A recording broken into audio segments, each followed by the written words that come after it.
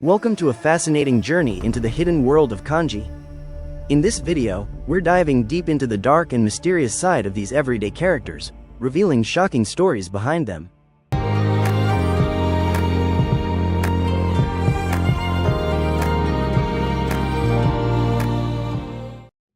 Many of us want to improve our vocabulary as adults, and learning kanji is a great way to do that. But what if I told you there's more to these characters than meets the eye? Let's go beyond the surface and uncover the secrets they hold.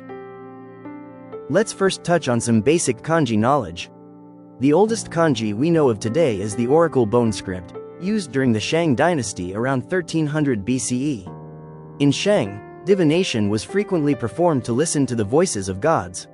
Decisions on everything from predictions of good and bad fortune, battle timing, weather outcomes, and royal succession were all based on these divinations. People of that time recorded these divinations by carving them into turtle shells or animal bones, creating over 4,000 types of oracle bone characters. Oracle bone script is, in a way, similar to modern-day emojis. Depictions of people, animals, weapons, rituals, death, and even emotions like sorrow and suffering were reflected in their shape. Oracle bone characters are the key to unlocking the secrets of kanji. Here are 5 characters with especially dramatic differences between their modern appearance and their hidden meanings.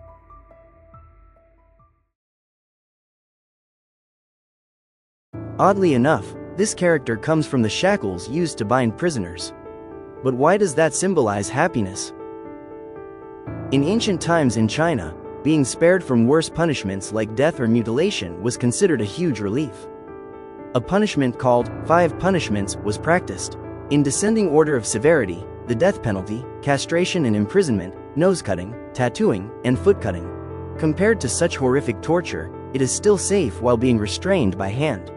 This character was associated with prisoners being released without severe punishment, marking the contrast between suffering and freedom as happiness. So, escaping with your body intact was the ultimate form of happiness. Next up is the kanji of prefecture, which we see daily. But this character has a much darker origin. This character shows the terrifying aftermath of warfare in ancient China, where the heads of enemies were hung up as a display of power. Another theory suggests that in ancient China, during an era of constant warfare, the people living in different prefectures fought fiercely to defend their land against invaders. In one particular battle, the invading forces emerged victorious. The general of the winning prefecture stood before the kneeling captives, swung his sword, and, piercing the severed heads with the tip of his blade, let out a triumphant roar. You may have noticed that the kanji for prefecture resembles an inverted head. It's said that the general displayed these heads high up to demonstrate his power. Now, every time you see it, you'll remember its brutal beginnings. This kanji, often associated with curses, actually shares roots with the word for blessing. Originally, it once held a positive meanings, such as driving away illness or evil spirits and praying to deities. However, humans aren't always virtuous.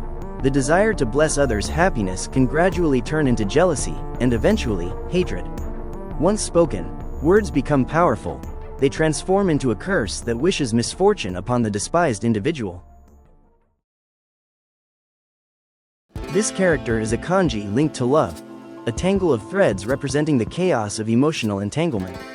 This character signifies a heart twisted and troubled by affection, echoing with the complexities of love. It shows the emotional turmoil and confusion that often comes with love, like tangled threads that are impossible to straighten out. Sometimes love can lead to entangled passions that result in tragic outcomes, not limited to romantic relationships.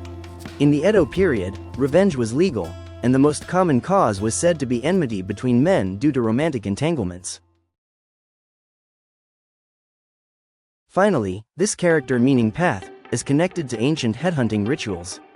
The top part of the character symbolizes a human head, a chilling fact for such a common symbol.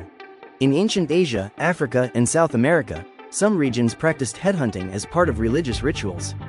In ancient cultures, human heads were believed to hold spiritual power, and people thought that collecting the heads of foreign enemies would increase their own spiritual strength.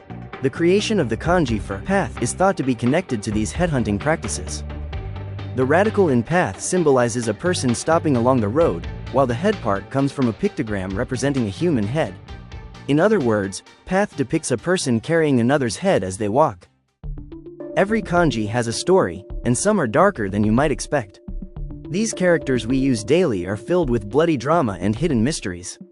Now that you know their histories, can you ever look at them the same way again?